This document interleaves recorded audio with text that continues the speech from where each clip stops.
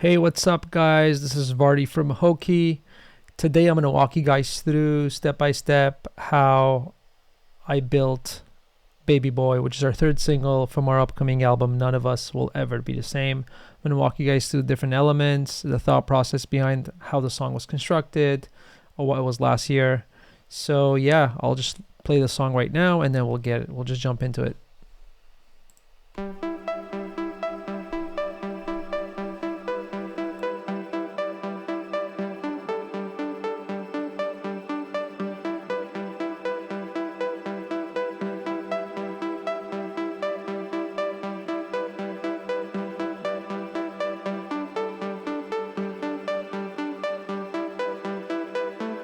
I see lines on your face, heavy in the back of your mind. Smile lights up my way, baby boy, cradling me, my connection. My connection. I was right about you. This new phase for my new day. My connection. My connection. I feel cracks in your head. Shift this sand in my ocean. Navigate on my own. I'm so far. Take me, my connection. My connection.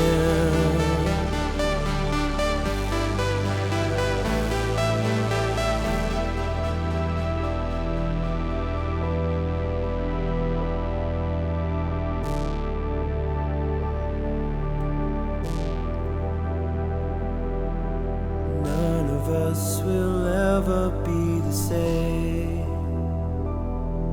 I am.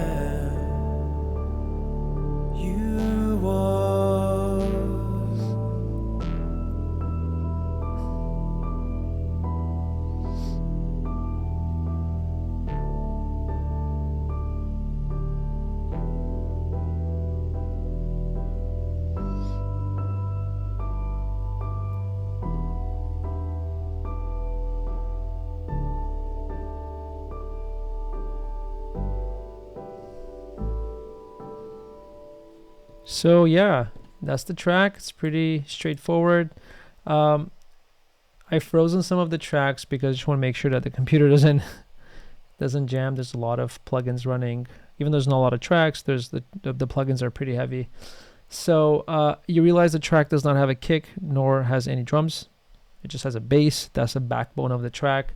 And we wanted to write a track that, at least when I came up with the overall idea, I wanted to write a track that was a bit more emotive in essence, and we'll talk about the piano later on, but I just want to shed light on this composition right here, which is very basic, but at the same time it kind of was a start of the composition itself. Like if we just listen to it,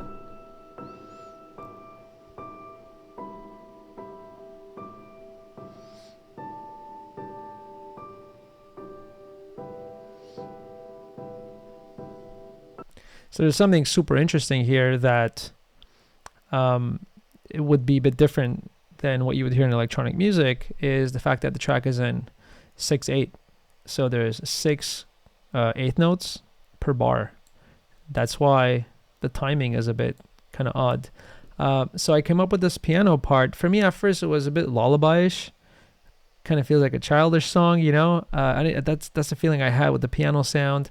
But I said, let me keep it because I know there's so much I could extract from this chord progression.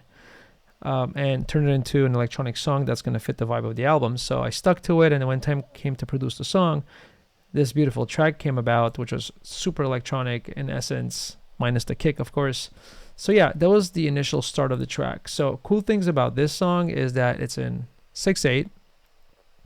Also, there's an automation on the tempo. So if we check out the tempo right here, if I just turn on my automation lanes, you see that the tempo consistently changes throughout the track. It starts off at 120, and over the course of the track, over the course of 3 minutes, it goes down to 110.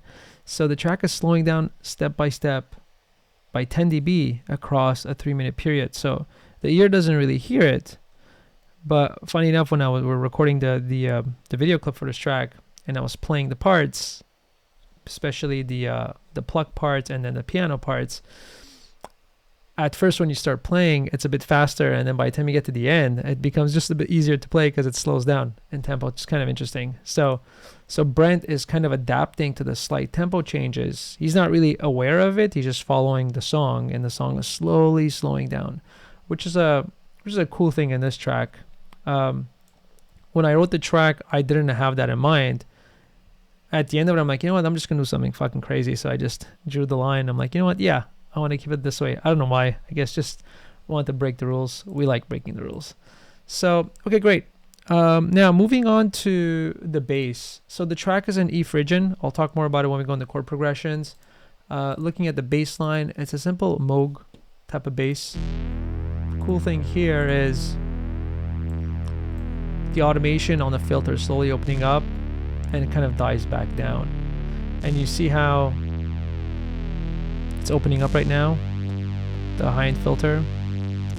And by the time you reach the end, it becomes much more controlled.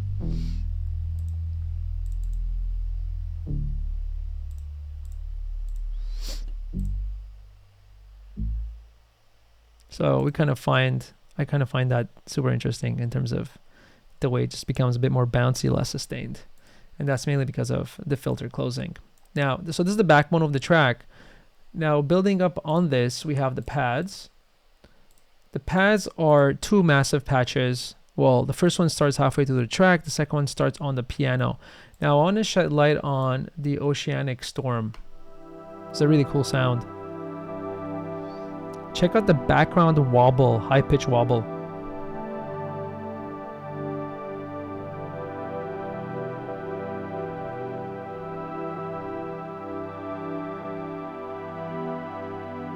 It's like a whistle kind of wobbling.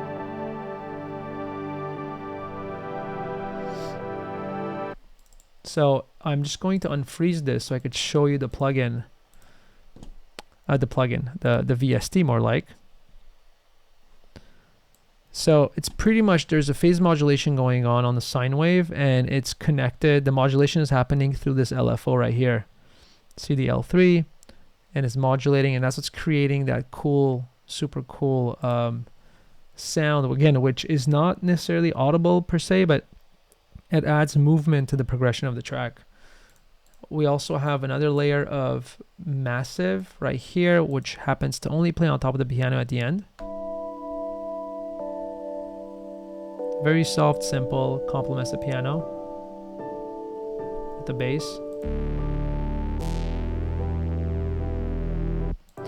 I rather choose great sounds, tweak them a bit, and have less things going on so the ear could focus on the sonic details.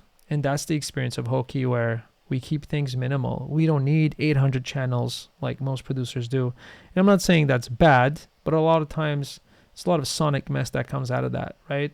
So this genre of music, I have a bit more liberty versus, let's say, a dance track where there's a lot of things you got to keep in mind. But with this type of music where it's kind of more indie electronic, we're a bit more left field, we do whatever we want with it.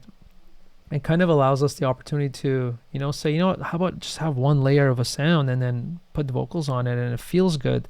That's the piece of art we're portraying. It's not about, oh, I have 15 layers and I'm going to outdo the other producer that whatever in sound. That's not the point. The point is to capture music. The point is to capture the moment. We always talk about this and do it in ways that's different from one album to the other. And this album is very different than the second album. So and this track is a great example of it. The track itself structurally has two parts. The first part ends here.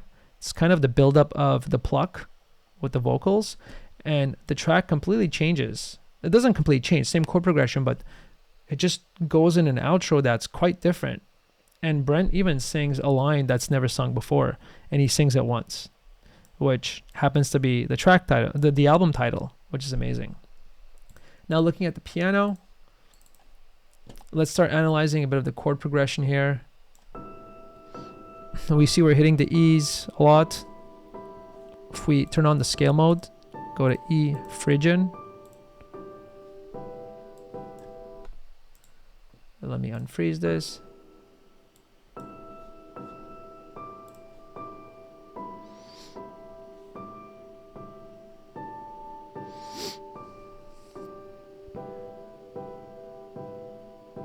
Now I know I'm in E Phrygian. E Phrygian is basically all the white notes starting from the E. So if you use all the white notes starting from the C, that's C major. Using all the white notes starting from the E, it's E Phrygian, and the Phrygian scale has a very, or mode, has a very specific quality where the second note, the second pitch of the scale is only semitone. It's E and then an F. And we're kind of landing the home base in terms of the chord progression is this chord, which if you were to flip it up, it's an E minor. So it's E Phrygian scale, but we're playing an E minor, which is the chord of the tonic. So yeah, it's a scale that you don't really hear a lot in electronic music and a lot of genres of music, but it kind of creates a cool vibe, definitely. Cool. So moving on, we got the orca, the orchestration. I'm using a droning violin that just kind of like, just up there, just holding the note all across the song, creating a bit of this tension. So droning with higher pitched sounds is kind of cool when you use it this way. I'm simply playing the E, which is the tonic of the scale we're in, and we're playing E6, which is quite high up in the scale. And then halfway through the track, we got the cellos and the bassoons that come in. What's interesting is I'm only playing 2 voicings here instead of 3, unlike the chord progression. So this is pan to the right a bit and this to the left. The bassoon sounds is very orchestral, which is kind of cool. And together. The 3 of them together. It's just a texture I need because it's not an orchestral song. There's going to be the plucks in the background with a lot of room sound, a lot of reverb and delay. We have the pads coming in around here as well. Plus the bass carries a lot of backbone. So this is enough. No need to overdo it. And the sounds complement each other very well. Looking at the pluck, which is the main ingredient in this track. Right here we see again, right? E Phrygian, we're landing on the E. And we're kind of playing a chord progression by utilizing the top voicing as the melodic progression. It's very simple. It's on the bar. It's nothing complex. What's interesting about this is not the composition. It is the composition in terms of chord progression versus more rhythmic nuances. It's a very straightforward rhythmically.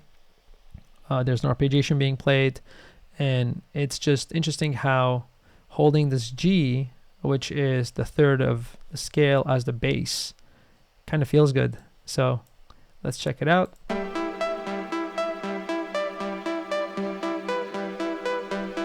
It's a bit of a dirtier sounding pluck, which through time opens up. Much cleaner sounding, dirtier, fully opens up here. Let's play them together. See the bassoon. The bassoon has a nice, like a majesticness to it in the background, kind of supporting the instrumentation. It's funny because the headspace I was in when I was writing this, I don't truly recall because everything happens in the moment, and I work very fast when I'm inspired. And we're at the cottage. The piece came together in about an hour and a half, but I do a lot of pre-production before I get there. Like the chord progression, the sounds that I want to use, they're all thought out before I step in production, which is in some cases a bit different than how other people do it. For me, experimentation has a big role, but I do a lot of pre-production work in terms of how am I going to approach this moment of inspiration to its best of its ability, best of its capacity, with me being 100% primed artistically to be able to deliver something unique, right? I did not have all this in mind, but I had the chord progression in mind. I knew I wanted to write in 6/8, and I knew I didn't necessarily want to kick, and I wanted this piano part to be the main part. At first, we're having a hard time using it because it wasn't sounding that good, but to just take borrowing the chords and changing the sounds, and sounds that I had already cataloged and researched, allowed us to use the piano at the end, and just makes it such a cool transition. So yeah, so this is the pluck. It's a silent preset called Child Pluck, but the movement of it is interesting. The chord progression is quite interesting, and the way Brent sings on it is also interesting. So we see there's, it's like a ba ba ba ba ba ba. It's a three note at a time, right? The arpeggiation, which is kind of interesting as well. So now looking at the vocals, there's a lot of interesting things in the vocals. It's a one take, and we value that a lot because singing the same part 50 times to get that perfect take isn't always the best way to operate. If the vocalist has a lot of experience, like Brent does, Brent just comes up with the idea, just says, you know what, I just want to lay it down. He lays it down, and that moment is so magical sometimes where we just want to keep it. So the interesting thing in this album, and we got to talk about this a bit more, none of the vocals are tuned. Again, something you don't get to see a lot in modern day music, where, oh, we could always make it sound better by tuning it. Our point was, no, we don't want to tune. The vocals sound good. There are imperfections in there. It's human. We want to keep it that way. We want to keep it single layered, because it keeps an intimacy to the track itself. The track itself is bare bone. We want the vocals to be bare bone, and that's what we did. So you see here, if I were to play like his vocals, again, not tuned, simply just basic effects. None of us will ever be the same. I am, you are. There's just so much beauty in capturing the imperfections of, like, I could tune this and make it like 1% better, but that's not the point. The point is that this was captured in a time where we had isolated ourselves at his cabin and we're just writing the album. No one will ever be able to experience that. It's just me and him. And for us, capturing that recording is a memory of that moment, which is super, super, super, super interesting. The hard part in production is not to add layers and complexity. The hard part is keeping it minimal while truly communicating what you want out of the track. You want to be able to press play, listen to it. You want that to be a journey. You want that to be an experience. You want that to be memorable. And for us, this is a memorable piece which will be with us for the rest of our lives.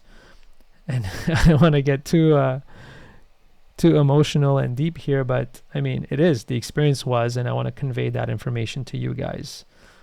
So yeah, if you guys have any questions about any of the technicality or how else things were done, just reach out, comment, and I'll definitely get back to you with an answer. I hope you guys enjoyed it. I'll see you guys soon.